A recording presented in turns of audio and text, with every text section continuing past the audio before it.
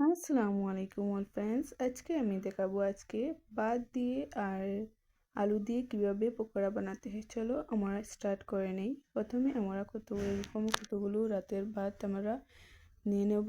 তারপরে আমরা নিয়ে নেব আলু আর পেঁয়াজগুলোকে ভালোভাবে টুকরো টুকরো করে কেটে নেব। তারপরে সেগুলোকে আমি মিক্সচার মেশিনে ঢেলে সেগুলোকে আমরা গ্রাইন্ড করে নেব। তারপরে আমরা সেগুলোতে দিয়ে দেবো একটু পরিমাণে মরিচের গুঁড়ো আর একটু পরিমাণের হলুদের গুঁড়ো দেব।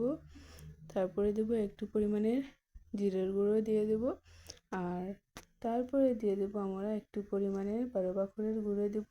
আর তারপরে পরিমাণ মতো আমরা বেসন দিয়ে দেব। আর দিয়ে দেব আদা বাটা দিয়ে দেব। আর একটু পরিমাণে লবণ দিয়ে দেব।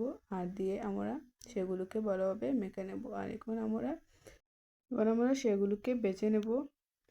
আর আপনারা যদি আমার ভিডিওটা দেখে পছন্দ লাগে তাহলে অবশ্যই আমার ভিডিওটাকে আপনারা লাইক, শেয়ার অ্যান্ড সাবস্ক্রাইব করে নেবেন। আর দেখুন কি সুন্দরভাবে বেছে নেওয়া হয়েছে, সেগুলোকে লাল টকটকে হয়েছে। আর এগুলি খেতে অনেক মজা লেগেছিল। আর আপনারা একবার জরুর ট্রাই করবেন আর আমাকে কমেন্টে জানাবেন। সো আল্লাহ হাফিজ।